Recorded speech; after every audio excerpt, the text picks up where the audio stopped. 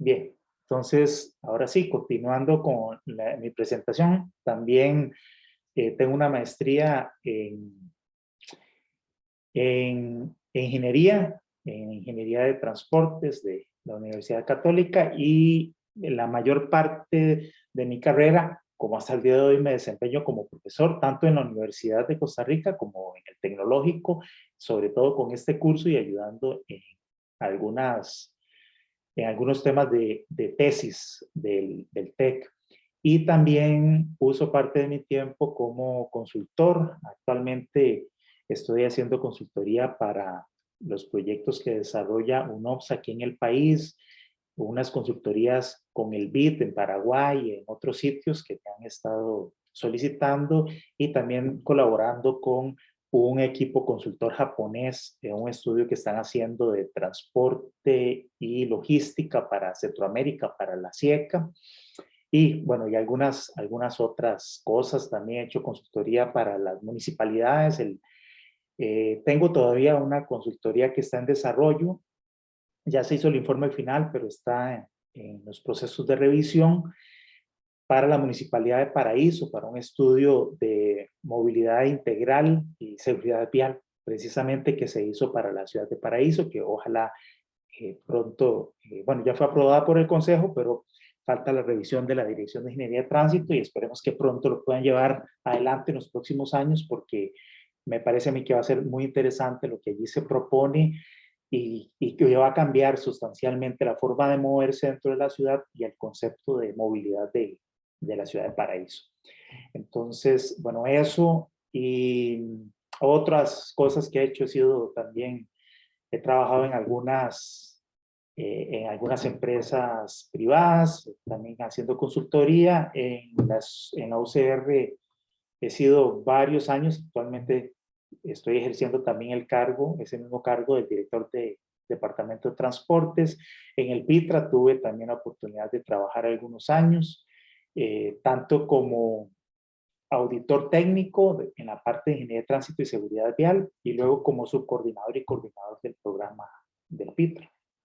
Y bueno, y también fui asesor del ministro cuando estaba don Pedro Castro como ministro del MOB. Y bueno, estuve como director ejecutivo del COSEBI, del CONAVI también, y un año, bueno, casi un año me tocó eh, ejercer como ministro del MOP. Entonces, más o menos por ahí anda la experiencia, el conocimiento que tengo. Creo que tal vez lo más importante de esto es que por donde he pasado y paso todavía me permite tener algún conocimiento sobre el tema académico, de la parte conceptual y teórica de estas cosas, mantenerme al día en estos temas y tener también la experiencia desde el sector privado y también en el sector público, que a veces cuando es importante entender la otra parte, ¿verdad? Porque muchas veces no es así, ¿verdad? Cuando está uno del lado de la acera, a lo mejor piensa que las cosas se deberían resolver de ciertas formas y a lo mejor del otro lado se piensa distinto o hay alguna imposibilidad. Entonces creo que al menos esta experiencia creo que me permite, para efectos de este curso, entender un poco las necesidades que hay en cada una de estas áreas o parte de ellas, ¿verdad? No voy a ser tan pretencioso, pero entender un poquito las dinámicas en cada sector y tratar de que hagamos útil este curso para cada uno de ustedes.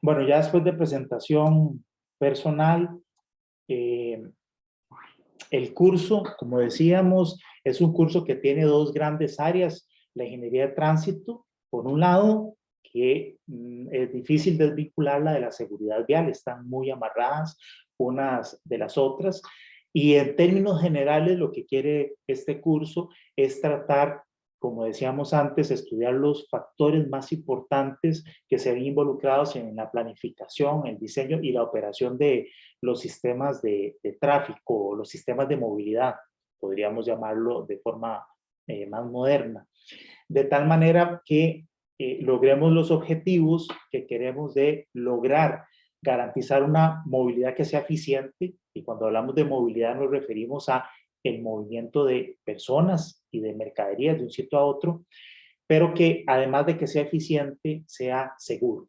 Y sobre todo que esa seguridad sea el principal objetivo, ¿verdad?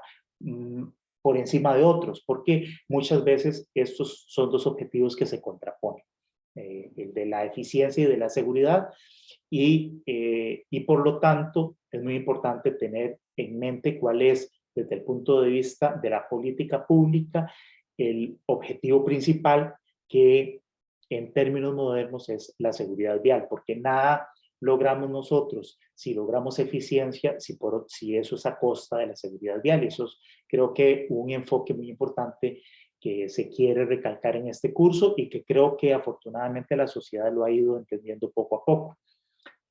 Aunque a veces es un poco más lento el que eso se vea realmente reflejado en el desarrollo de la infraestructura y sobre todo en los resultados de la siniestralidad de las carreteras.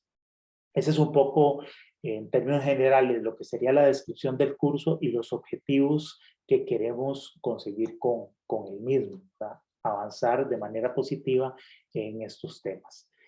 ¿Qué queremos? Pues entender cuáles son los problemas que se derivan de los sistemas de tráfico que tenemos actualmente en nuestras ciudades, conocer y lograr aplicar de forma efectiva herramientas que permitan hacer una evaluación de cómo se están desempeñando estas infraestructuras respecto a estos dos temas, ¿verdad? La eficiencia, pero también respecto a la seguridad vial. Aplicar esas herramientas para hacer esa evaluación, pero también que nos permitan identificar cuáles son los factores a mejorar donde tenemos algún problema o algún requerimiento y podamos también con esas herramientas solventarlo y dar algunas alternativas. Identificar entonces a través de ellas, decíamos, esos componentes más importantes de la ingeniería de tráfico y de la seguridad vial para dar soluciones. Y vamos a hablar un poco tal vez de normativa o procedimientos que se aplican en nuestro país para la planificación, diseño y operación de un sistema de tráfico. Bien, aquí me voy a pasar. Ustedes el documento sobre los contenidos del curso es parte de la información que les envié hoy. Ahí lo pueden ver con mayor detalle. Para poder avanzar, yo estoy puntualizando solamente en algunos temas más relevantes, ¿verdad? De lo que sería esta carta del estudiante o el programa del curso. Obviamente, uno de ellos es la parte de la evaluación. Tenemos 4 componentes que son tareas o reportes. Esto yo sé que cada uno de nosotros tiene trabajo durante el resto de los días y durante el resto de las horas del día, y a veces es complicado sacar algún tiempo para ponerse a hacer tareas o reportes. Entonces, la mayoría de ellas, no todas, pero la mayoría de ellas van a ser, como va a ser el caso del día de hoy, ejercicios que vamos a resolver en clase. Yo tengo unos números, la idea es que ustedes sean los que calculen para que sea provechoso, porque si yo nada más les enseño ahí, mire, hice estos cálculos y me dio tanto, no se aprende nada. Entonces, son esos ejercicios que ustedes van a ir haciendo durante la clase. Ahí los pueden hacer, no importa, en borrador, en Excel, en una calculadora, en un papel, como sea, pero la idea es que luego, a la clase siguiente, en los siguientes días, ustedes pues, lo hagan en bonito, lo pasen, ya tienen los cálculos, ya tienen el ejercicio hecho y lo puedan subir. Eso va a ser la mayoría de las veces.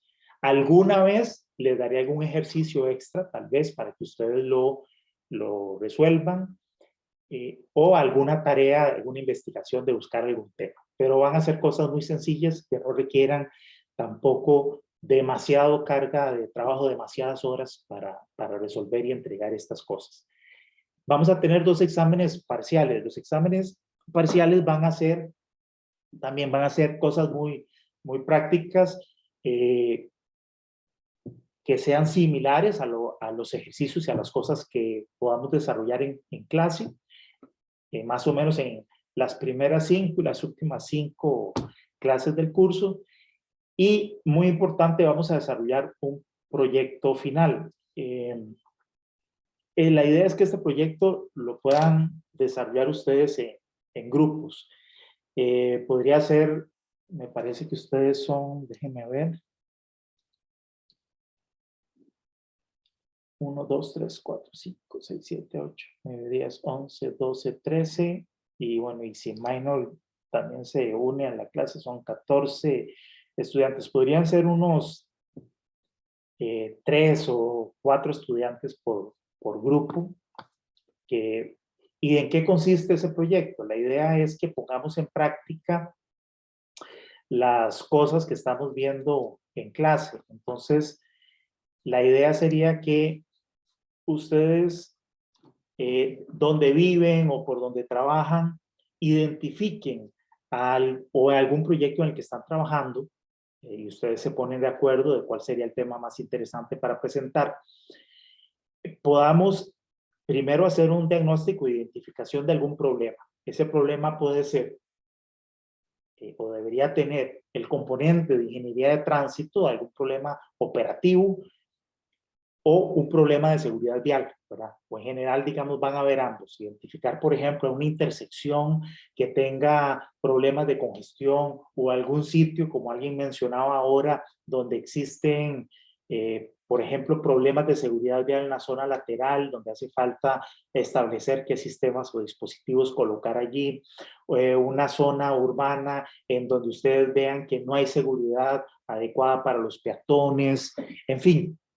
Ustedes se identifiquen en un sitio donde ustedes digan, aquí hay que hacer algo, aquí hay un problema operativo, podría ser de una intersección o de una zona, y que lo analicen con las herramientas que vamos a ir viendo en el curso, se hagan algunas tomas, algunas medidas de datos, o bien utilizar información secundaria, porque también yo sé que ir al campo a medir cosas, también eso puede requerir tiempo y no necesariamente ustedes en su trabajo tengan la posibilidad de sacar unos días para ir a medir cosas, pero igual a lo mejor sacamos información secundaria o algunos datos del MOP, hacemos algún supuesto y la idea es tener alguna información más o menos válida para poder analizar el sitio. Recordemos que esto es un ejercicio académico y lo que queremos, ojalá si tenemos los datos confiables, dar una solución que realmente estemos seguros que se pueda aplicar, o por lo menos que podamos utilizar ese ejemplo o ese sitio como aplicación de las metodologías que vamos a estudiar a lo largo del curso y ponerlas en práctica en un caso real, que a lo mejor para efectos de poner en práctica la solución sea después necesario afinar más los datos de medidas, etcétera, pero que al menos la metodología de análisis que nosotros apliquemos sea adecuada. Entonces, eso sería como idea de proyecto final del curso, y sé de nuevo que hay poco tiempo para hacerlo, son pocas semanas, pero esa sería la idea. Entonces, yo esperaría que ustedes pudieran ponerse de acuerdo para de hoy en 8, y tiene que ser de hoy en 8, porque si no, se nos van las semanas y se nos pasa el tiempo para poder avanzar. Se pongan de acuerdo en cómo formar esos grupos. Yo supongo que a lo mejor de los otros cursos ya ustedes tienen algunos grupos más o menos formados con los que han hecho otros trabajos, y además ya se hayan puesto de acuerdo y hayan identificado una o dos opciones para el desarrollo del trabajo. Y digan, bueno, nosotros queremos analizar esto. El problema que hemos visto es esto. No sé si de esto tienen alguna consulta.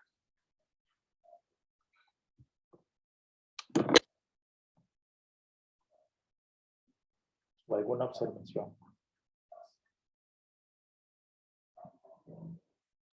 No, de momento yo no, profesor. Gracias. Perfecto. Bueno, entonces, igual espero que entonces no haya dificultad, que puedan entonces el de hoy en 8 decirme cómo van a integrar los grupos y qué problema o proyecto quieren ustedes analizar. Una consulta, pueden ser 3 o 4, ¿verdad? No hay problema que sean de 4 integrantes. No hay problema que sean 4 integrantes. Gracias. Muy bien.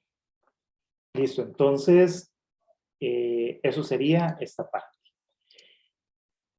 Ok, esto tengo que verlo de aquí del PDF porque esta presentación en esto no está actualizada y es la programación de las clases y de los temas que vamos a estudiar ya de forma específica. Déjenme hacer esto un poquito más grande. Bien, entonces estas son las clases que tenemos. Vamos a ver, 10 semanas y por lo tanto son 10 clases que tenemos disponibles para desarrollar el curso y además hacer las evaluaciones.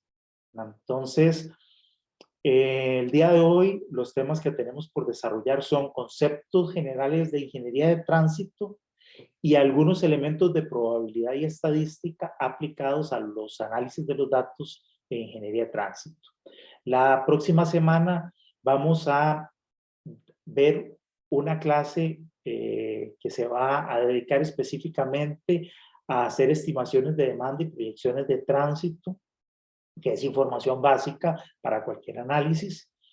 Luego tendremos una clase dedicada a los análisis de ingeniería de tránsito o análisis de infraestructura donde se aplican los conceptos de flujo ininterrumpido. La clase siguiente veremos intersecciones o flujo interrumpido y las metodologías de análisis de capacidad de niveles de servicio. Vamos a ver luego una clase sobre microsimulación y los estudios de impacto vial, que son estudios que se hacen con una importante frecuencia y bueno, los compañeros que trabajan, por ejemplo, el compañero que trabaja en Intra y otros, sabrá que en sus compañías se hacen ese tipo de estudios con mucha frecuencia.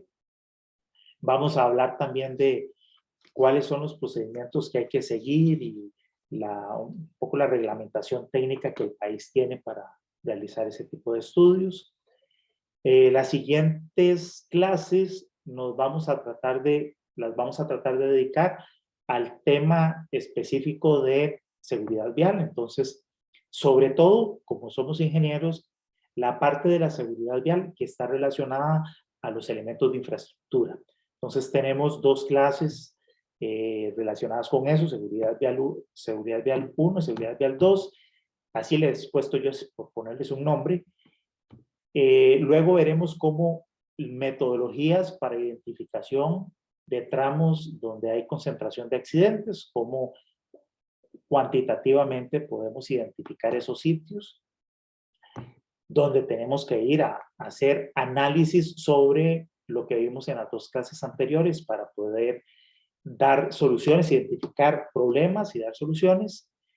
Y luego tendremos una clase muy importante, que de hecho alguno de ustedes lo mencionó, sobre el análisis y diseño de seguridad vial de márgenes de carreteras y la implementación de dispositivos de seguridad vial pasiva para resolver los problemas que se dan en esa parte de la infraestructura. Y finalmente, en la última clase hablaremos un poco sobre los procedimientos de auditorías de seguridad vial y de análisis y de inspección de carreteras abiertas ya a la operación. Entonces ese es un poco el temario que queremos desarrollar. Tenemos en la clase del día 27 de febrero y 27 de marzo, que son los últimos lunes de esos 2 meses, programados los 2 exámenes. Entonces fíjense que tenemos, pues, realmente, como decíamos, esto está muy como a golpe de tambor, pero también esos días no es solamente el examen, no vamos a dedicar la clase completa a eso, sino que una parte será el examen y luego una parte el desarrollo de algunos temas, ¿verdad? Que son los que están ahí indicados. Bueno, y esta es la programación que tenemos para tratar de abarcar todos estos elementos. Como decía, a lo mejor esto no es todos los temas posibles que pudiéramos ver, pero sí yo he tratado de hacer una selección precisa de estos elementos que desde mi punto de vista son de los más importantes, sobre todo en estos temas de infraestructura y seguridad vial. Bien, vamos a volver acá.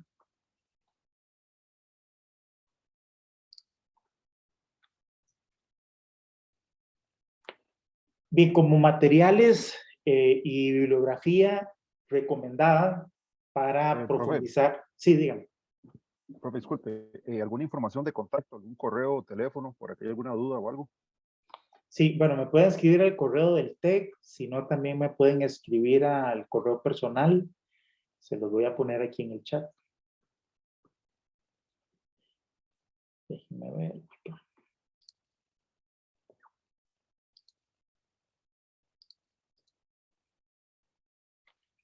Correo personal es este.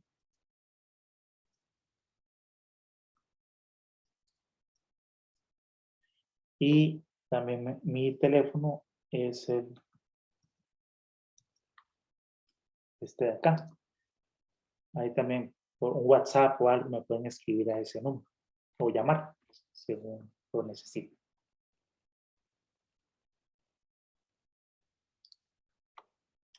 Bien, volviendo al tema de alguna bibliografía importante, son estos libros que les muestro aquí, ¿verdad? El de Garber y Howell, que es Ingeniería de Tránsito y de Carreteras. Es un libro bastante, con bastantes páginas y abarca un montón de temas. Obviamente, el de Cali Mayor, esta portada ya es de una edición vieja, ya hay ediciones más nuevas, que es un clásico sobre el tema de ingeniería de tránsito y también seguridad vial. Es de la bibliografía necesaria y que debe estar en la biblioteca de quienes nos dedicamos a este tema. Aquí van a profundizar, van a ver ustedes muchísimos temas que vamos a tocar en el curso y algunos adicionales. También tenemos este otro el Kramer de Ingeniería de Carreteras. Por supuesto y básico, el Manual de Capacidad de Estados Unidos, dado por la TRB, el HCM, el Highway Capacity Manual. Esta es la portada de una de las últimas versiones, 2010, aunque ya hay una versión nueva del 2016.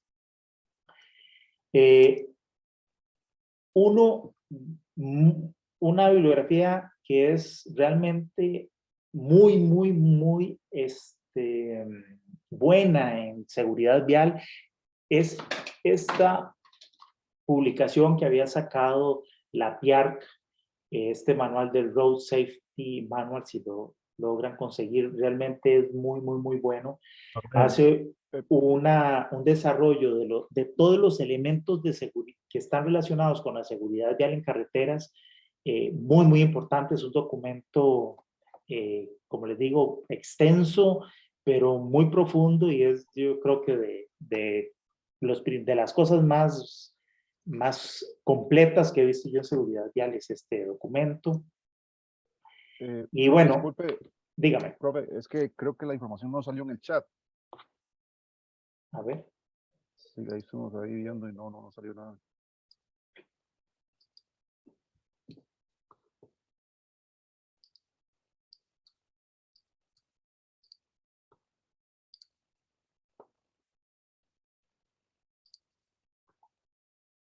Ah, perdón, es que había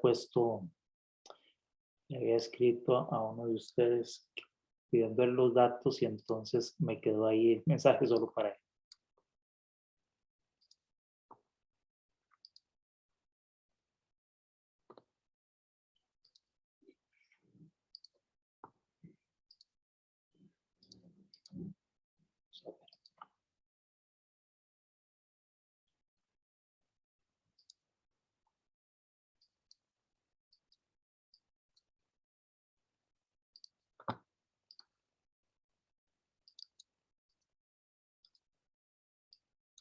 No me deja cambiar.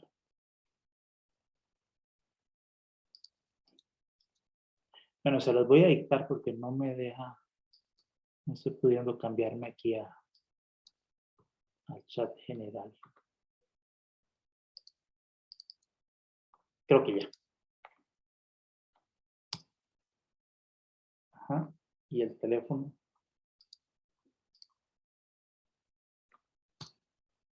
Ahí está.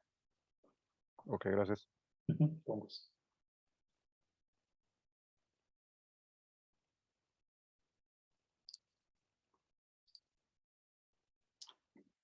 Bien, Y bueno, también está esta es la guía que se utiliza en el país para hacer análisis y diseño de seguridad vial de márgenes en carreteras.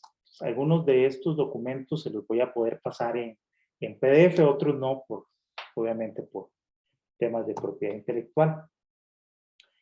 Vamos a entrar ya ahora sí directamente a algunos conceptos importantes para el curso. Como esto es mucho de teoría, voy a tratar de pasarlo rápidamente para poder ingresar directamente a la materia. Este curso tiene que ver con los problemas de movilidad. Y antes definíamos la movilidad como la necesidad que existe de las personas y también de algunas mercaderías de ser trasladadas, de ser movidas desde un origen a un destino con el propósito de resolver una necesidad. Vamos a ver ahora un poco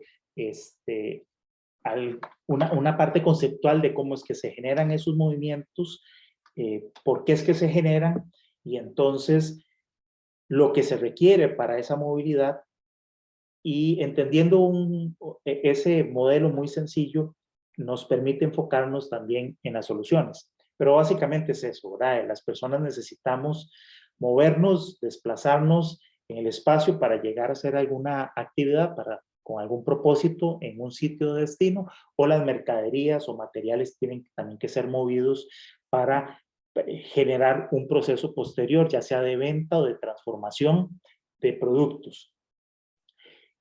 Esa movilidad, como vamos a ver, requiere infraestructura, requiere también medios de transporte, y eso hace que muchos de esos movimientos hayan concentraciones en determinadas partes del espacio que genera una serie de inconvenientes o problemas, ¿verdad?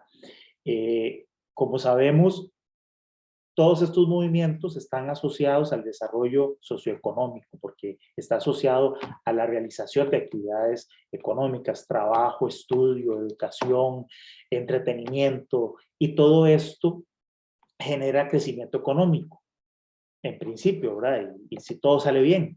Si eso es así, cada vez más se incentiva la movilidad y además la sociedad va cambiando, hay más gente cada día, la gente se desplaza de sitios, viven en un momento en un lugar, luego viven en otros, y eso va haciendo que esos movimientos sean dinámicos y que además haya concentraciones de algunos de esos movimientos en ciertos sitios. El crecimiento también de las actividades hace que los vehículos o la flota vehicular históricamente haya crecido en alrededor de un 7% anual, y por lo tanto cada vez hay más personas, más vehículos y más medios concentrados en la infraestructura que tenemos, y eso genera presión desde varios puntos de vista. Por un lado, la capacidad vial de estas infraestructuras se va agotando, deja de ser suficiente para que esos movimientos se hagan de forma efectiva. Cada vez se requiere más tiempo para realizar esos recorridos por la característica de congestión que tienen los sistemas, ¿verdad? Tienen una capacidad limitada, y conforme nos acercamos a esa capacidad, las cosas se van volviendo más lentas, ineficientes, y eso es lo que llamamos congestión, y por lo tanto uno de los efectos negativos es que requerimos más tiempo para hacer esos desplazamientos, lo cual es muy negativo desde el punto de vista económico, pero también tiene un impacto en salud y social sobre las personas que nos estamos desplazando. Ese deterioro de la calidad de los movimientos afecta, por un lado, al transporte público, que es uno de los medios que nos permiten movilizar una mayor cantidad de personas por unidad de transporte, es decir, que es de los medios más eficientes, pero lamentablemente las condiciones en general de infraestructura que tenemos hace que esos medios de transporte se vean afectados negativamente, afectando a una gran parte de la población, de hecho a la mayoría. Pero no solamente eso, sino que la congestión es solamente una de las externalidades que se producen en este fenómeno de la movilidad. La congestión en términos de eso, tiempo de viaje, de la movilización, pero también se genera contaminación ambiental por la emisión de contaminantes de la flota y también contaminación de ruido en muchos casos. Y uno de los efectos o externalidades más jodidos, ¿verdad? Indeseables que produce este fenómeno de la movilidad son los incidentes viales, ¿verdad? Los choques y atropellos que hacen que muchas de las vidas se pierdan y que muchísimas más personas queden lesionados de por vida. Entonces ese es uno de los efectos más grandes e indeseables que tiene el fenómeno de la movilidad. Y de hecho, también uno de los más costosos y que además es uno de los factores que impacta también de manera directa sobre el desarrollo y crecimiento de la pobreza. Entonces, los incidentes viales no solamente es un flagelo desde el punto de vista de salud pública y del bienestar general de la sociedad, sino también en términos económicos. Además, para esta movilización se requiere consumo de energía. Por el sistema que todavía tenemos nosotros, gran parte de esa energía proviene de los combustibles, de los cuales nosotros no tenemos un gran poder de decisión en términos de los precios, sino que nos vemos afectados por la dinámica de la economía internacional y entonces también hay un costo asociado a esta movilidad, ¿verdad? Que cada vez es mayor. Y eso impacta en general al costo de vida, porque decíamos, la gente no se mueve por moverse, sino que se mueve porque requiere hacerlo, porque tiene actividades socioeconómicas que realizar en un sitio distinto al donde viven, o hay mercaderías o materias que tienen que ser transformadas, distribuidas o vendidas en distintos sitios con una distribución espacial muy grande, y esa movilidad entonces tiene asociado este costo. Entonces, por lo tanto, la movilidad no solamente es un costo directo para quien la está realizando, sino también se traslada ese costo a las actividades que se están realizando y por lo tanto impacta el costo de vida general. Entonces, este es un fenómeno muy importante desde muchísimas perspectivas, desde un punto de vista socioeconómico, ¿verdad? En términos de la eficiencia con la que nuestras actividades de producción y de trabajo, educación, etcétera, se realizan. Desde el punto de vista personal, porque me afecta y nos afecta a cada uno de nosotros en el día a día, pero también es un impacto que reciben personas que no tienen nada que ver con esa movilidad que se está realizando, ¿verdad? Esos terceros que se ven afectados por el ruido, por la contaminación y muchos de ellos porque son víctimas de los siniestros que ocurren en carretera. Entonces, se afecta a la sociedad en general, de manera individual y a terceros. Entonces, es un problema realmente importante. Y en este tema, aunque no lo abarca en su totalidad, hay una parte que es la materia de ingeniería de tránsito, el tránsito y la seguridad vial, que es sobre lo que este curso versa, que tiene o puede tener un gran impacto, ya sea positivo o negativo, dependiendo de si hacemos bien o hacemos de forma inadecuada este trabajo y este análisis. Ahora, un poco eso me permite hablar de lo que llamamos ingeniería de transporte y ahora de forma moderna, no tanto ingeniería de transporte, sino ingeniería de la movilidad, de la cual forma parte la ingeniería de tránsito, ¿verdad? ¿Qué es lo que hace la ingeniería de movilidad o la ingeniería de transporte? Pues aplica algunos conocimientos, principios tecnológicos y científicos en la planeación del proyecto funcional y la operación y administración del sistema, tanto de la infraestructura como de la operación que permite este fenómeno de movilidad que estábamos hablando hace un rato. ¿Con qué objetivo? ¿Verdad? El objetivo principal, que no lo podemos perder de vista, es el que se puedan potenciar esas actividades socioeconómicas. Que haya trabajo, que la gente pueda producir, que haya bienestar económico, pero también bienestar social, que la gente pueda disfrutar también del tiempo libre, que pueda realizar actividades de ocio, que todas esas actividades se potencien, porque en una actividad de ocio, por ejemplo, uno, que es el que está realizando la actividad, tiene un beneficio en su calidad de vida, pero por otra parte, esa actividad de ocio también genera actividad comercial, por lo que se ve beneficiado personas que son las que realizan esas actividades, pero también la economía en general, porque la economía se mueve. Entonces, es importante que eso se haga por el impacto que tiene sobre las personas y sobre el impacto que tiene la economía y el bienestar general de todos los habitantes del país. Entonces, ese es el objetivo principal. Eso es lo que queremos hacer. O sea, nuestro objetivo como ingenieros de movilidad no es construir carreteras, no es hacer que los carros se muevan más rápido. O sea, ese no es el propósito nuestro como ingenieros. Nosotros aportamos a través del desarrollo, planeación, diseño, construcción y operación de infraestructura y operación de los modos de transporte o de movilidad, ¿verdad? Nosotros aportamos desde esos elementos, pero esos elementos no son nuestro objetivo en sí mismos, sino el desarrollo de todas estas actividades. Ahora, ¿cómo vamos a lograr eso? Bueno, en primer lugar, como lo hemos hablado, lo primero es que esa movilidad y las soluciones que demos permitan que la movilidad se haga de manera segura. Eso es prioritario. Es lo primero que deberíamos pensar. Si no es seguro, hemos fracasado. No lo hemos hecho bien.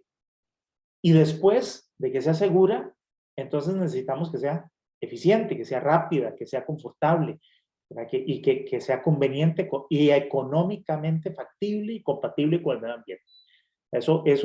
Todos esos objetivos que vienen allí o formas de lograr este objetivo son complejas, porque muchos de los ámbitos tienen,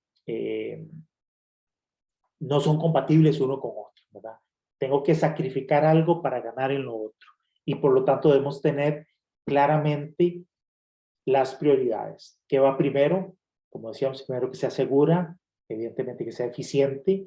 Tenemos que ver que sea económicamente y que sea compatible con el ambiente, pero es una tarea que es compleja, que es difícil. No existe una solución mágica para las cosas, ni una sola forma correcta de resolver los problemas. Hay muchas alternativas y es complejo, debemos analizarlas y se tienen que valorar. Parte de esa valoración no va a ser materia de este curso, es materia de otras especialidades, no tanto de la ingeniería de tránsito, pero la ingeniería de tránsito aporta en términos de los resultados operativos que lo podemos lograr y también, cómo no, de soluciones que sean en la línea de ese objetivo primordial de la seguridad vial. Este es el gran concepto de la ingeniería de transporte, tratar de resolver esas necesidades de movilidad. Dentro de la ingeniería de transporte tenemos la ingeniería de tránsito, la cual se encarga de una fase específica, de unos elementos específicos de la ingeniería de movilidad que tienen que ver con la parte de la planeación, el diseño geométrico también y la operación del tránsito por esas vías y carreteras, ¿verdad? Por sus redes y terminales. Específicamente tiene que ver con la manera en que nosotros podemos predecir, diagnosticar o modelar cómo es que ese sistema, desde el punto de vista microscópico, opera. ¿Qué quiere decir desde el punto de vista microscópico? Desde el punto de vista de la operación de cada uno de los individuos, ya sean personas, sean vehículos o mercaderías que se están moviendo en el sistema. ¿Cómo es que opera eso? ¿Con qué calidad del nivel de servicio de la red va a operar? Sobre todo, con esto tiene que ver la ingeniería de tránsito, ese análisis microscópico y la relación de los nodos entre sí. Y esa operación microscópica, por supuesto que está muy relacionada con la seguridad con la que esos movimientos se realizan. Entonces, la ingeniería de tránsito tiene que ver con una parte de la ingeniería de transporte, pero requiere también de otras áreas como la modelación de demanda, como insumos para hacer sus análisis. Pero nosotros nos vamos a enfocar específicamente en esa parte de análisis, sobre todo microscópico y de capacidad. Ahora, para entender el problema de la movilidad, me voy a pasar de este dibujo, ahorita voy a regresar a él, pero debemos entender el fenómeno, ¿verdad? Voy a hacer un dibujo, es casi una caricatura, pero que a mí me parece que ilustra muy bien el problema y que nos permite entonces enfocar también las soluciones. ¿Alguno de ustedes me podría decir por qué es que existe tráfico en el espacio, digamos, en el espacio físico, en las carreteras? ¿Por qué la gente se tiene que trasladar? ¿Por qué se mueve?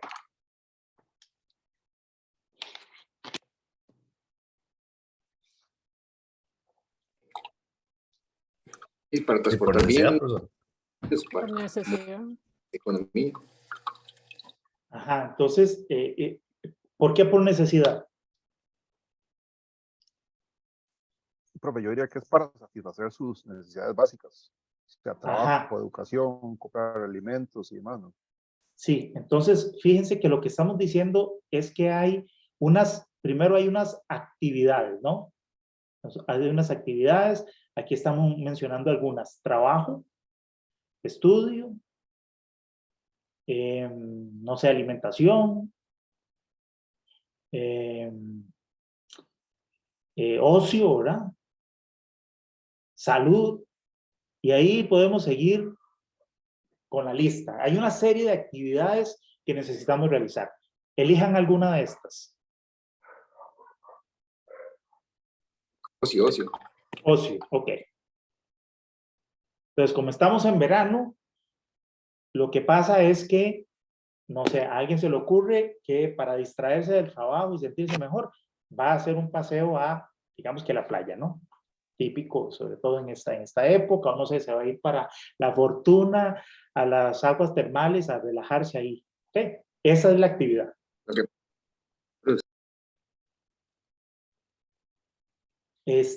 ¿Quién fue el que me dijo ocio? Yo fui el que tiene nombre malo. Carlos era, ¿verdad? Le dice Juliana, porque no puede cambiar. Bueno, vamos a poner a Juliana. Aquí está Juliana. Okay, entonces Juliana es la que decide que va a realizar esa actividad y aquí está ella. Okay. Entonces, Juliana y está aquí. ¿Por qué Juliana tiene que moverse para realizar esa actividad?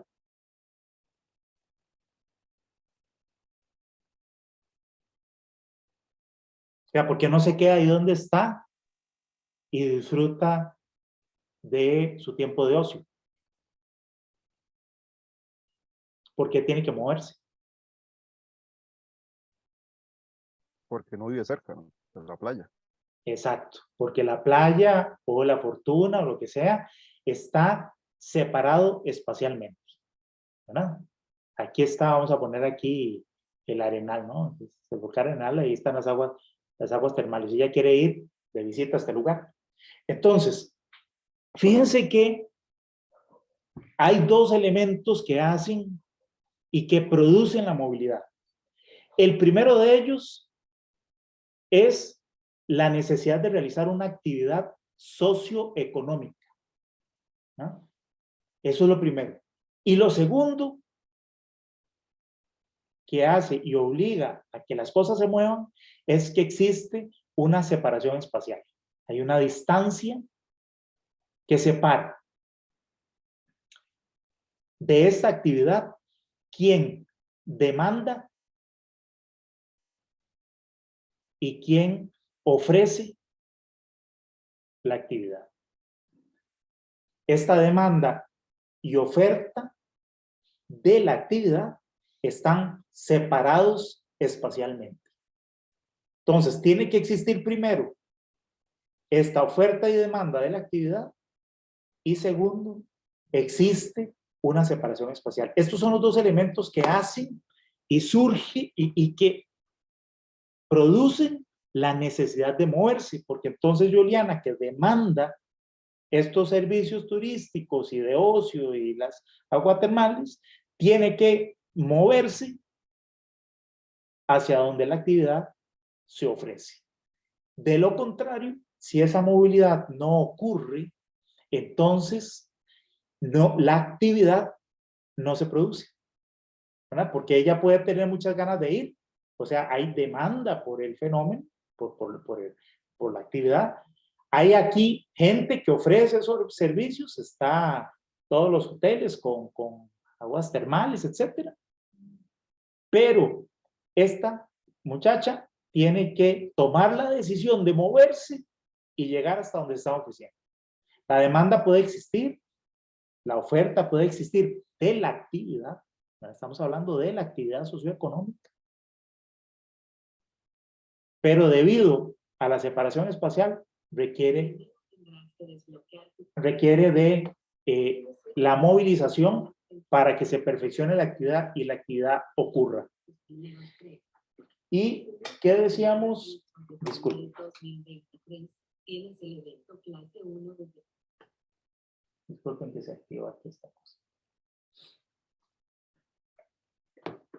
Fíjense que, devolviéndonos a lo que estábamos hablando antes sobre la ingeniería de movilidad o ingeniería de transporte, el objetivo de nosotros como ingenieros de movilidad, ¿qué era? Esta, ¿no? Este es nuestro objetivo. Potenciar que las actividades ocurran. En este caso particular, debido a la actividad hay una demanda, hay una oferta, pero existe esta distancia, entonces yo tengo que dar una solución para que esto ocurra, para que la movilidad ocurra. Ahora, ¿qué se necesita para que ella se mueva de aquí para acá y la actividad ocurra? ¿Qué se necesita para esa movilidad? Infraestructura. Infraestructura. Necesito, por ejemplo, una carretera o una línea de tren, o necesito una terminal aquí de aeroportuaria, tanto en el origen como en el destino, para que pueda darse la actividad de movimiento, o cualquier otra, ¿verdad? Puede existir un río. Aquí estamos, en Costa Rica casi no se da, pero podría ser que haya un río y entonces necesito muelles en un lado y en el otro para que se mueva. Por ejemplo, en el caso de los ferries, sí, ¿no? Entonces ocupa infraestructura. ¿Y qué más?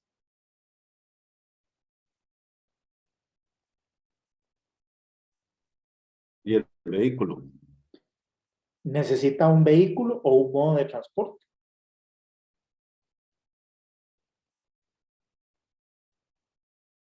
Y además, lo que yo denomino unas reglas de operación.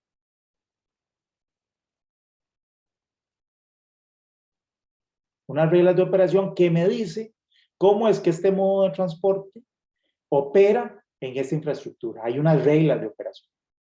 ¿Ah? Por ejemplo, si va a ir en transporte público, necesita la carretera, necesita ese autobús que tiene ciertas características y necesita que se defina cuáles son los horarios, cuál es la frecuencia, etcétera, la tarifa que se puede cobrar, etcétera. Una serie de reglas que me dicen cómo opera esto. Las vías tienen ciertos sentidos de circulación y además ese autobús tiene cierta ruta que tiene que seguir, ¿verdad? Todo eso está definido y es parte de estas reglas de operación. Entonces,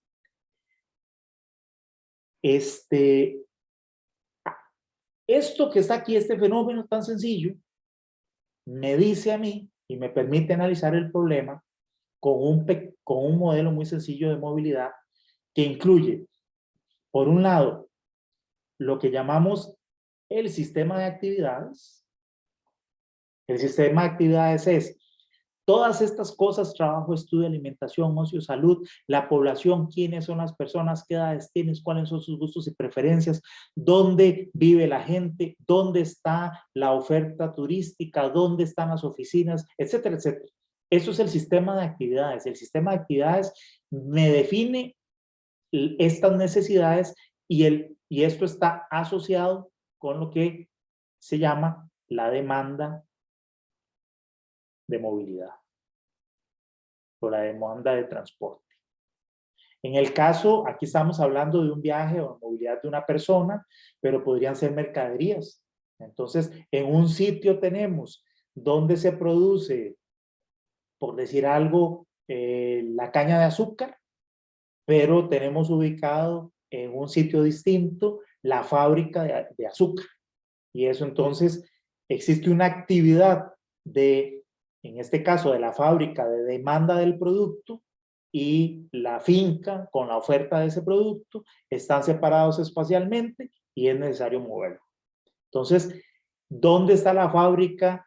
¿Con qué intensidad y qué cantidad de consumo de caña de azúcar da? ¿Y cuántas hectáreas de caña de azúcar hay y se ofrecen? Todo eso tiene que ver con el sistema de actividades, y ese sistema de actividades está asociado con la demanda de movilidad o la demanda de transporte. Eso es uno. Dos, tenemos otra parte que es el sistema de transporte, y el sistema de transporte es básicamente esto, ¿no?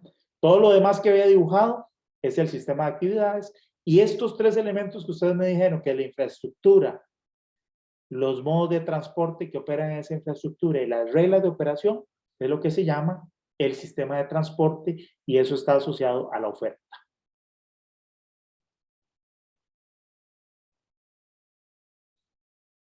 Que es esta línea. Según sean las características de esta demanda y las características de esta oferta, si esto se da, entonces esta persona se puede mover y ocurre lo que llamamos un patrón de flujos.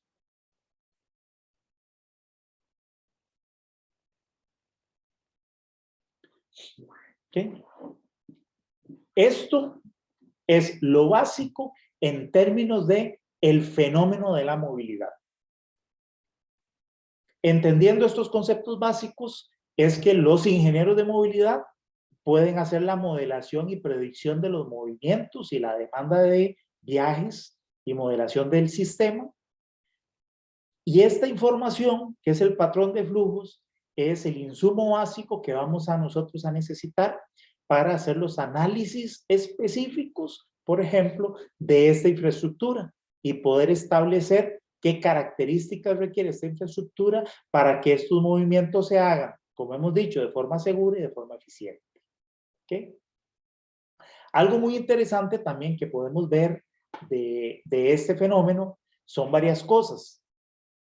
Decíamos antes que realmente lo que a nosotros nos interesa primordialmente es esto, ¿no?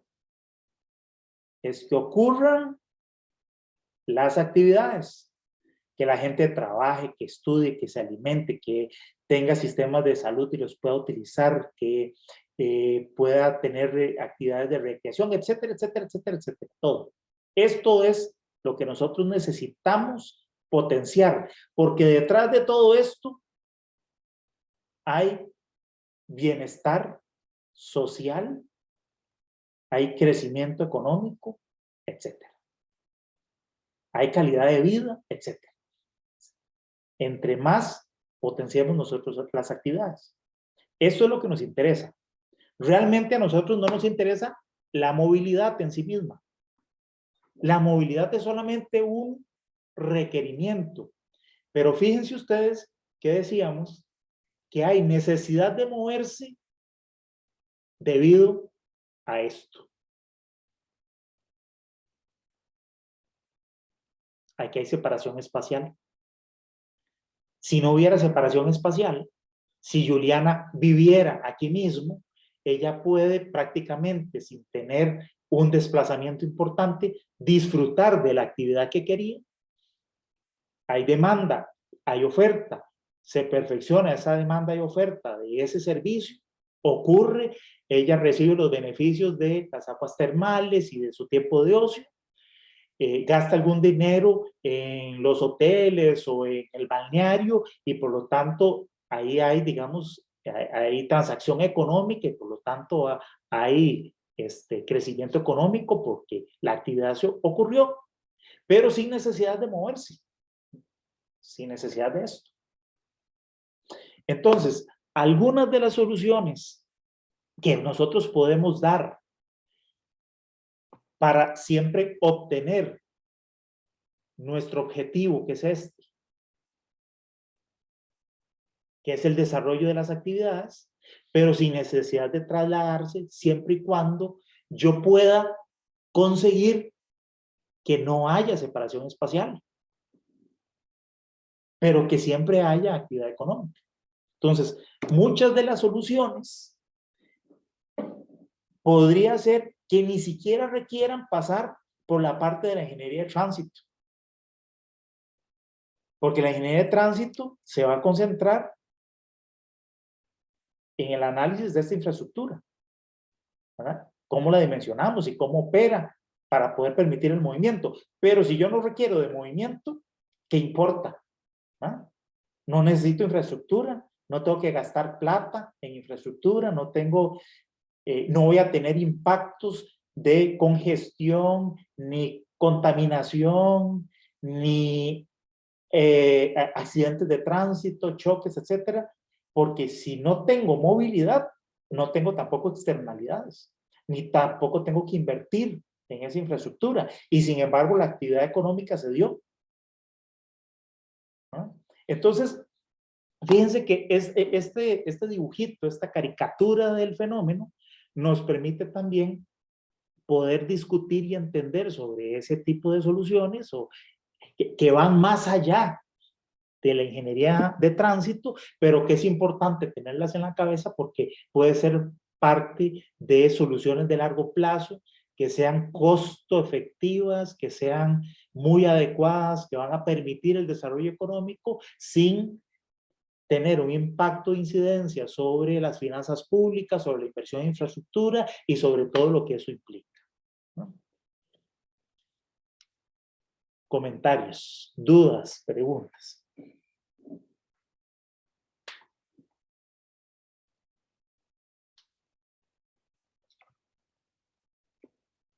Ejemplos de cómo puedo lograr estas actividades, este sistema de actividades. Profesor, yo tengo una consulta. Dígame. ¿Cómo, o no sé si hay un grado de importancia con respecto al tema de seguridad, transporte de usuarios y transporte de mercadería? En algún momento, en un congreso, escuché a un profesional decir que era mejor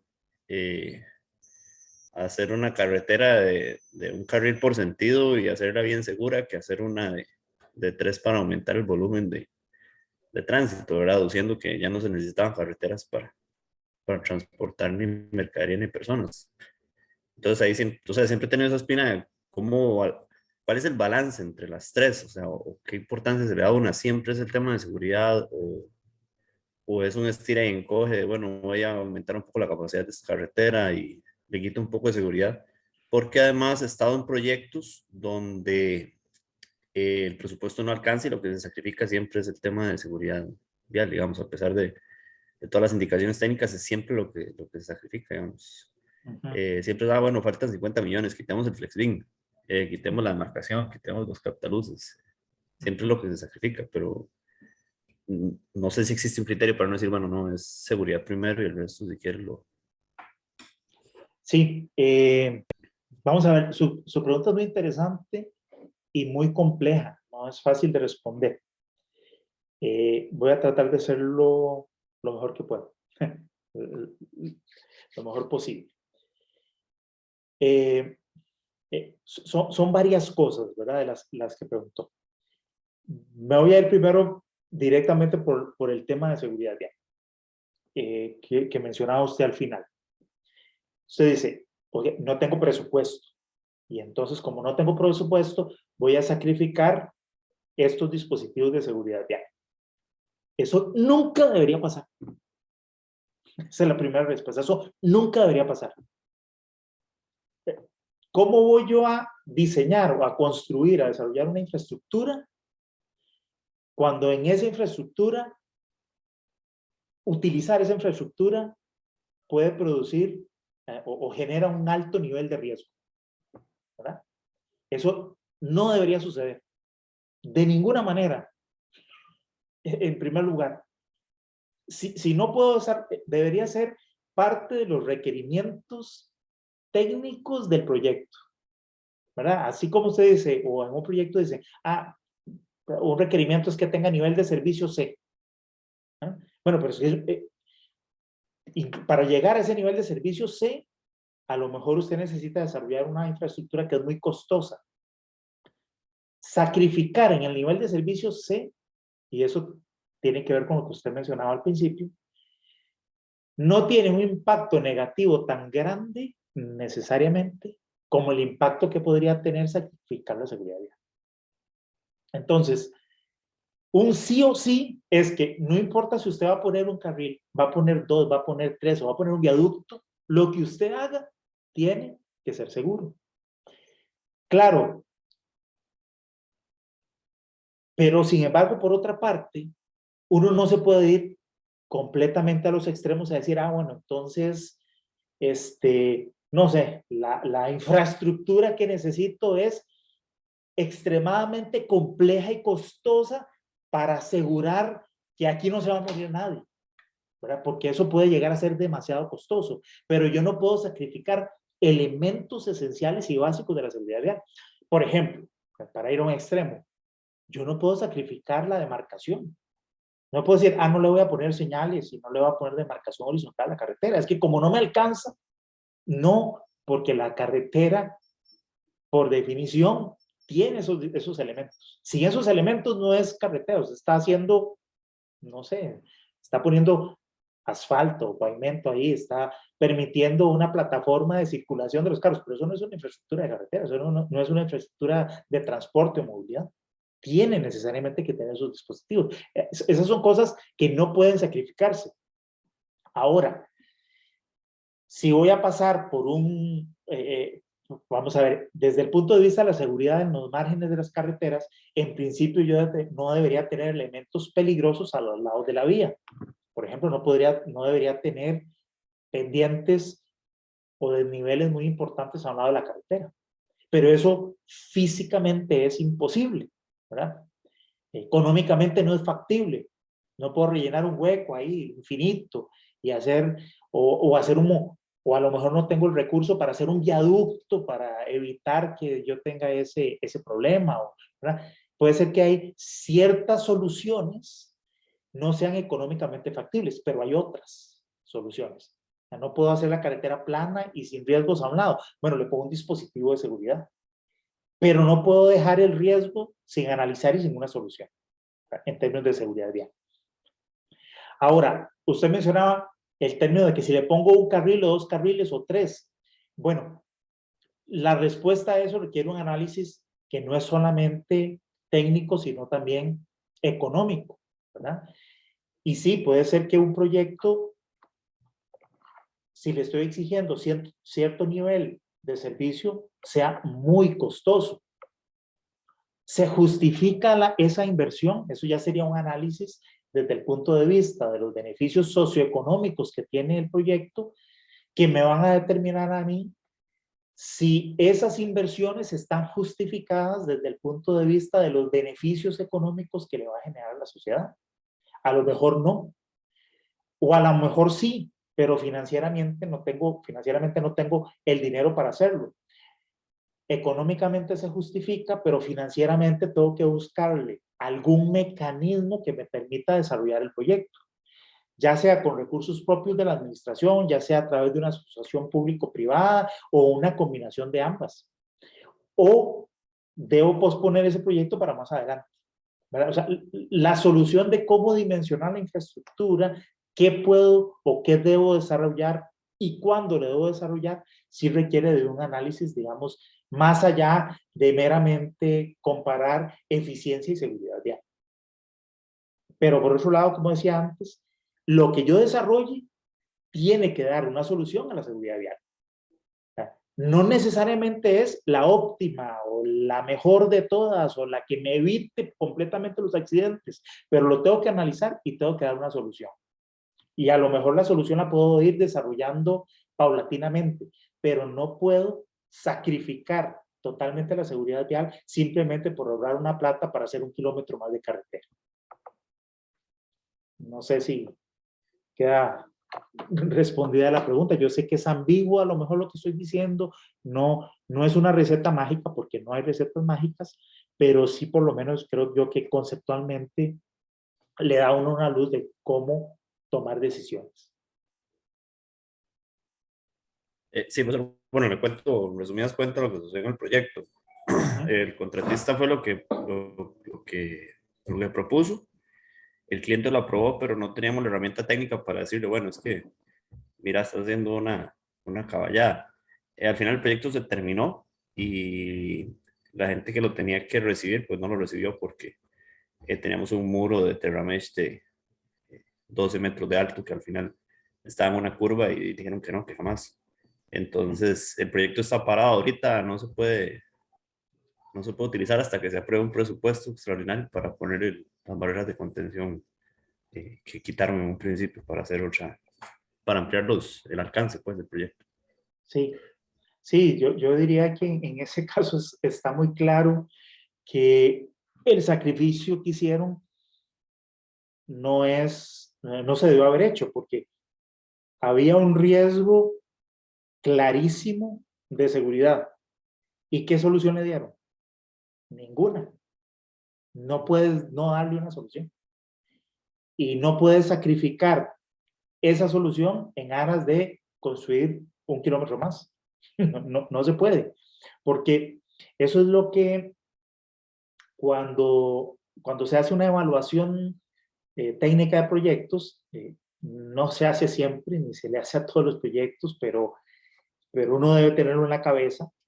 Y es que los proyectos tienen que tener siempre, de hecho los estudios se llaman así, estudios de factibilidad técnica, económica y financiera. Esos son esos 3 elementos. ¿Qué quiere decir factibilidad técnica? Que a veces a uno no le queda muy claro porque como que no se hace una evaluación o comparación de resultados para decir, así sí es factible, ¿verdad? ¿Cómo digo yo que un proyecto es factible técnicamente? ¿Qué implica la factibilidad técnica? Bueno, la factibilidad técnica implica que consigamos esos objetivos de seguridad y de eficiencia según los requerimientos del proyecto. Si yo digo, el proyecto tiene que tener un nivel de servicio C durante 30 años.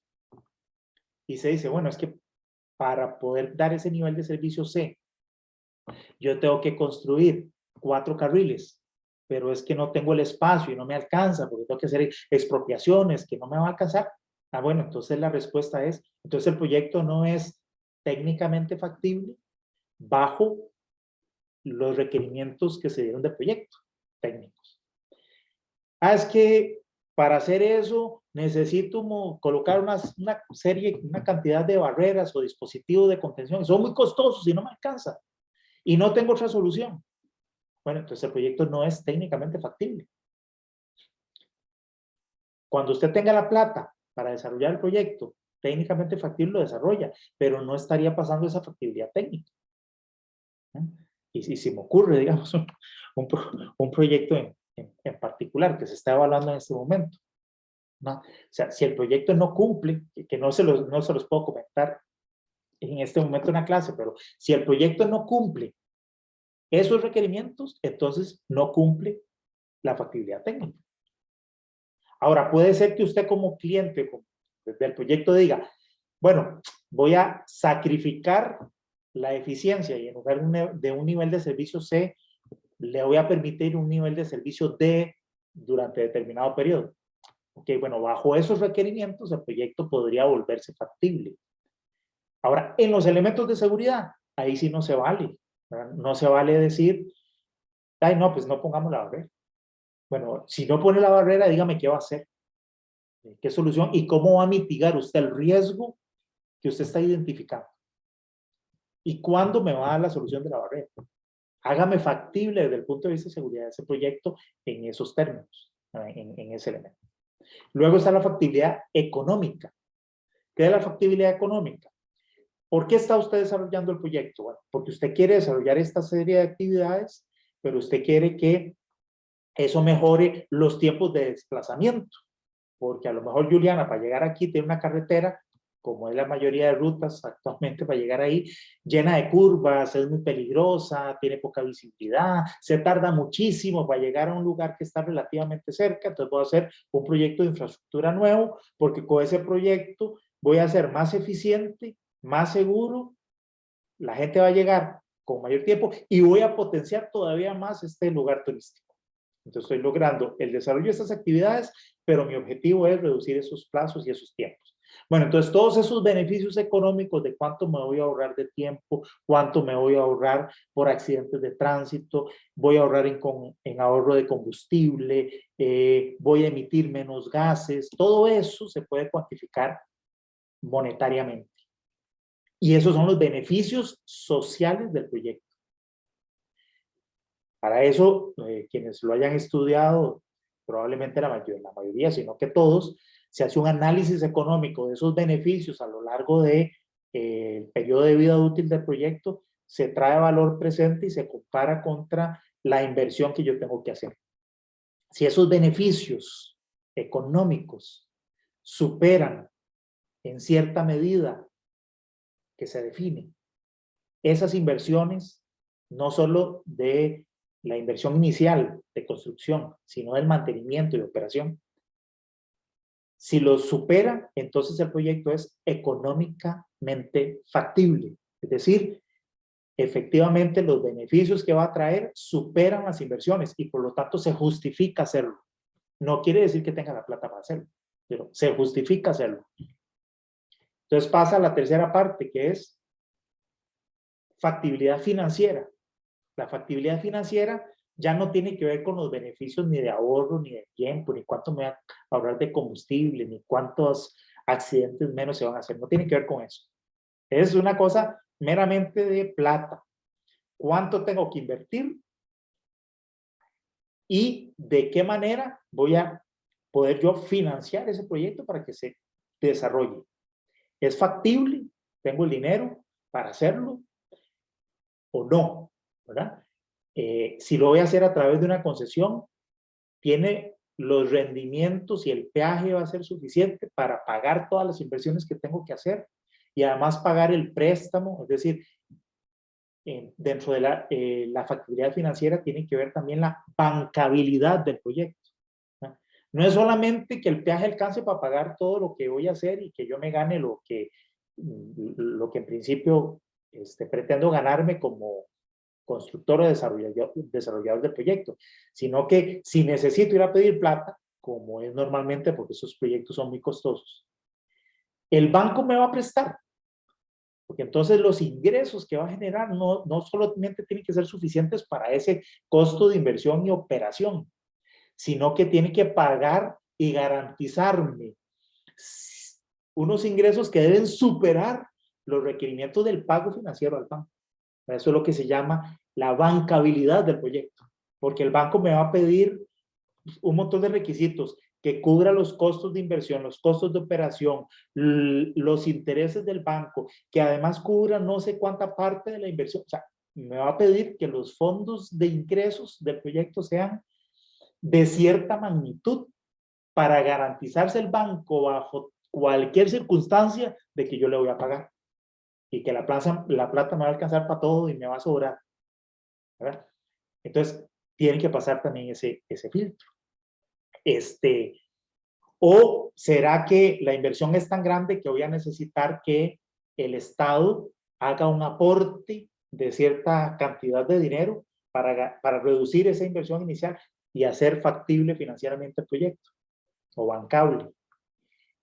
O tiene que darme cierta garantía de ingresos mínimos. Bueno, esos ya son, digamos, análisis que se salen del curso, pero del contenido del curso, pero que es importante tenerlos en la cabeza también. ¿Alguna otra comentario, consulta? Profesor, yo tengo otra consulta, pero no sé si algún otro compañero quiere hacer una consulta primero.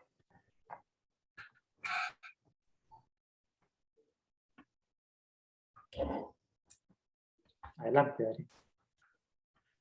Profesor, es que siempre he tenido una pregunta incómoda y la he hecho en varios cursos y pues creo que no me han dado una luz que me quite la duda.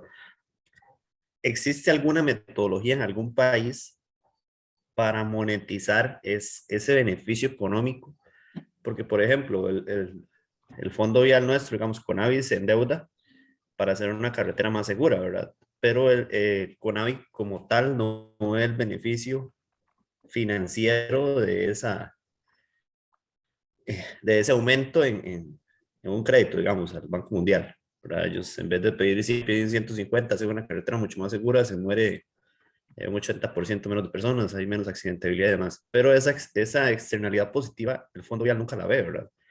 ¿Existe alguna metodología que desde, por ejemplo, la Caja Costarricense de Seguro Social, el INSS, el mismo MINAED, devuelva esa externalidad positiva al Fondo Vial? No sé si en algún país se ha logrado, digamos, que ese dinero vuelva al Fondo Vial para que pueda, pues, cumplir sus deberes financieros, asumiendo externalidades que al final no le beneficien directamente. Ujú. Metodologías de cuantificación sí existen, ¿verdad? En términos de la seguridad vial hay métodos hay diversas formas de hacerlo para cuantificar económicamente la reducción en siniestralidad y la reducción en muertes en carretera. Una de las, en términos generales, una de los mecanismos es el valor de la vida, ¿verdad? Y hay varias formas de cuantificarlo. Uno puede cuantificar cuánto vale la vida de una persona. Suena muy frío, pero económicamente hay formas de hacerlo. Por ejemplo, usted puede estimar, por ejemplo, algo muy sencillo, o para simplificar la metodología. Usted puede cuantificar cuál es la edad promedio de la gente que se muere en carreteras. Y entonces, puede tener una expectativa de vida también estimada. Entonces usted sabe que por cada persona que muere en carretera, está dejando de vivir cierta cantidad de años y una parte de esos años es vida productiva de esa persona. Entonces yo puedo cuantificar por cada persona que yo evite que pierda la vida en carretera, puedo cuantificar cuánto es esa vida económica de esa persona, que sería una pérdida en caso de que ocurriera el siniestro. Me estoy ahorrando. Entonces yo puedo cuantificar eso perfectamente, y habría métodos para estimar cuál es el impacto que tiene la inversión que estoy haciendo yo en la carretera y qué efecto tiene eso sobre la siniestralidad. Entonces yo digo, bueno, si yo hago esta inversión, me ahorro tantos muertos y cada muerto vale tanto, y entonces económicamente el ahorro que está teniendo el país es X, ¿verdad? Eso sería la metodología de la valoración económica. Hay otras metodologías también para cuantificar eso. No solamente los muertos, sino también los heridos, y según el nivel de gravedad de los siniestros, yo puedo cuantificar cuál es el costo social que tiene, por ejemplo, una persona que no muere, pero que queda gravemente herido.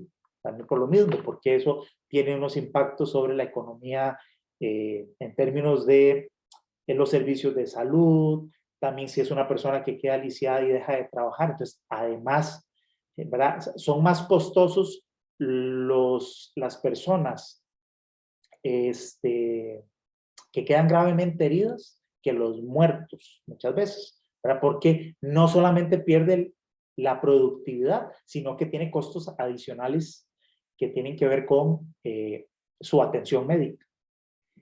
Entonces, todo eso se puede cuantificar.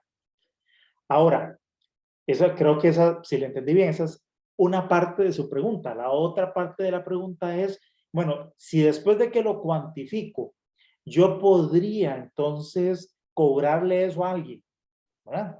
Es decir, bueno, es que yo le estoy ahorrando a la Caja del Seguro Social tantos colones o millones de colones. Bueno, entonces, págueme, porque la inversión la hice yo, como Conavi, no la hizo usted, le evité ese dinero. Socialmente, desde el punto de vista económico, eso no necesariamente tiene sentido, porque desde el punto de vista económico, porque ahí usted ve el sistema como desde el punto de vista social, ¿verdad? O sea, ¿qué importa en general? Que ese dinero se lo haya ahorrado la caja y que lo haya invertido con una inversión que hizo el CONAVI, si finalmente es la sociedad la que se lo ahorró, ¿verdad? Es como el pasarle el dinero de la caja al CONAVI es una transferencia, pero que está ocurriendo dentro del mismo país. Entonces, como transferencia, eso no tiene, da lo mismo quien tenga la plata, desde el punto de vista de Estado, digamos, de sociedad. Entonces, no se puede justificar ahí. Ahora, otra cosa es financieramente. O sea, financieramente, como política de Estado, uno podría decir, ok, a lo mejor las inversiones que estoy haciendo en infraestructura, el impacto que están teniendo económicamente para la sociedad, le está ahorrando más dinero que los beneficios que yo obtengo por la actividad que la caja o los hospitales están haciendo, que también se cuantifican económicamente, ¿verdad? Eso es un análisis a nivel de Estado. Entonces yo tengo que ver quién me genera mayor beneficio. Por cada colón que invierta, es los beneficios que me está generando ese ahorro en infraestructura o los beneficios que me genera el sistema de salud. Entonces yo tendría que comparar y poner en principio eso lo debería ser planificación, y es lo que hace el Ministerio de Planificación, y el Ministerio de Hacienda después, y el Estado definir, entonces, ¿cómo distribuyo el dinero? Pues en principio uno debería poner ese dinero en aquella institución que me genera proyectos de mayor beneficio económico. ¿Cuál genera más? No lo sé, no se lo podría decir. Es un análisis que habría que hacer. Entonces, ahí sí yo podría justificar el tomar recursos que le estoy pasando al sistema de salud y que parte de eso se le transfiera, ya sea de una institución a otra o desde el presupuesto nacional, a dónde tengo que poner ese dinero. Yo tengo que poner la plata en donde me genere mayores beneficios. No sé si con eso le respondo. Sí, sí, claro, profesor. Es que en algún momento se habló de este beneficio económico, eh, pero a la hora que hice la consulta, pues no me pudieron contestar, porque al final si el CONAVI empieza a tomar préstamos y tomar préstamos cada vez más elevados para cumplir parámetros de seguridad vial, y ellos realmente no reciben ningún beneficio financiero de esto, pues va a llegar un tope del CONAVI que va a decir, no, ya no puedo más, y voy a tener que hacer los proyectos contaditos porque todo lo tengo pagando deuda. Y tal vez el INS que se ahorra ese dinero, pues lo gasta, y no sé, haciendo otro edificio o más beneficios a sus empleados, no sé, porque no hay una relación como directa entre instituciones, que parecido al ejemplo que usted dio. Por ahí andaba mi duda, pero sí me quedó bastante claro el punto. Sí, esa comparación de rentabilidad social, en principio es lo que debería hacer, pues que tiene sus limitaciones. Decirlo teóricamente es muy fácil, ponerlo en práctica es complicado, pero en principio eso es lo que debería ser el sistema de inversión pública del país, ¿verdad? Donde ahí se involucra planificación y hacienda, donde ellos definen unas metodologías y en principio esas metodologías lo que tienen que permitir es la comparación de proyectos de distintos sectores, ¿verdad? Porque al final el país como país tiene cierto ingreso y luego pues el Estado, el gobierno define en dónde pone la plata. Pues esa definición de dónde poner la plata, en principio, debería ser de acuerdo a la rentabilidad social que tenga el proyecto. ¿Qué me conviene más? ¿Invertir más plata en educación o invertir más plata en salud o en infraestructura? Yo debería poder comparar los proyectos, aunque sean de naturaleza distinta, con esas metodologías de análisis de inversión pública, ¿no? Donde se hacen análisis económicos y se determinan las rentabilidades y los BAM, el BAM, ¿verdad? El valor actual neto y las TIR y todos esos indicadores, pero con los análisis económicos, ¿verdad?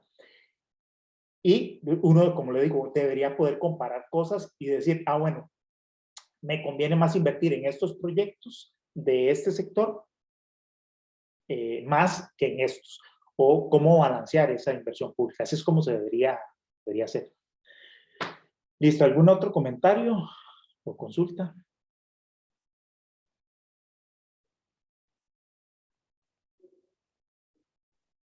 Por eso yo tenía un comentario, bueno, una consulta, pero no con respecto al tema.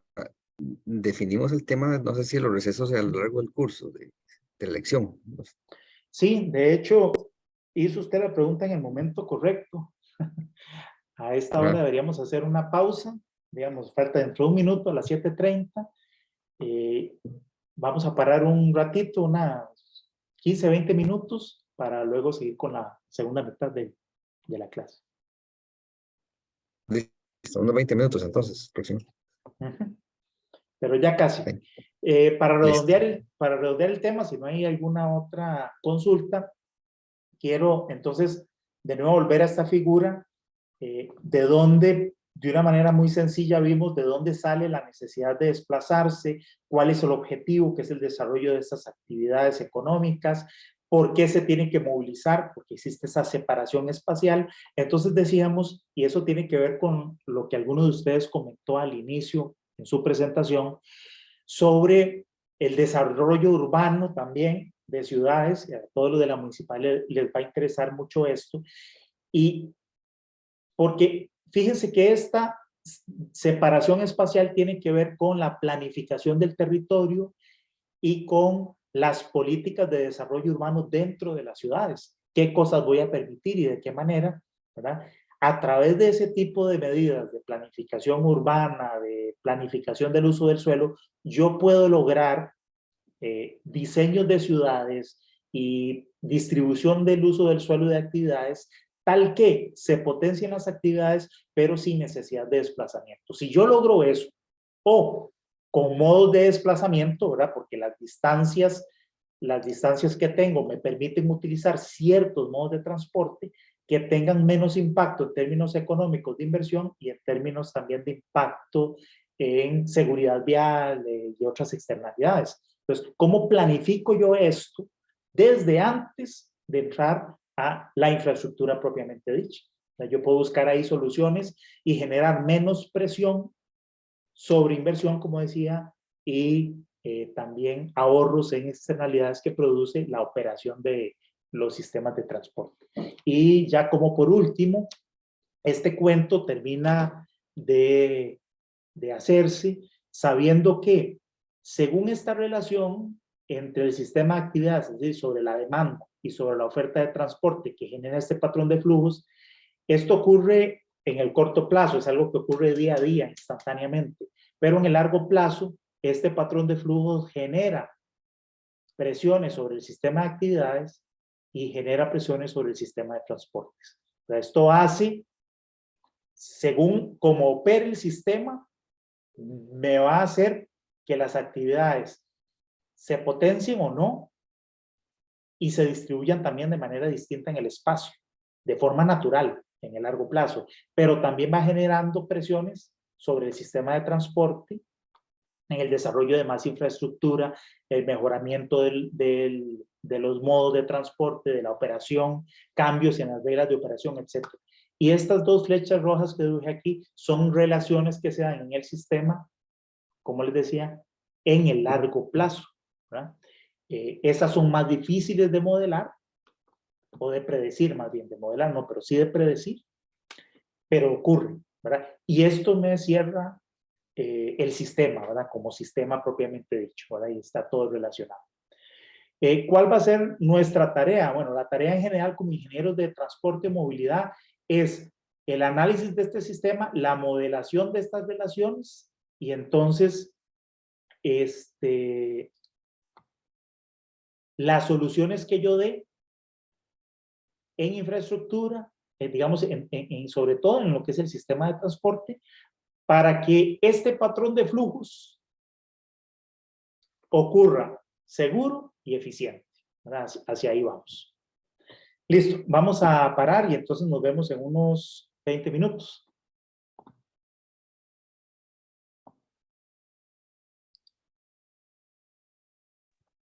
Listo, gracias. Entonces, Ok, entendido.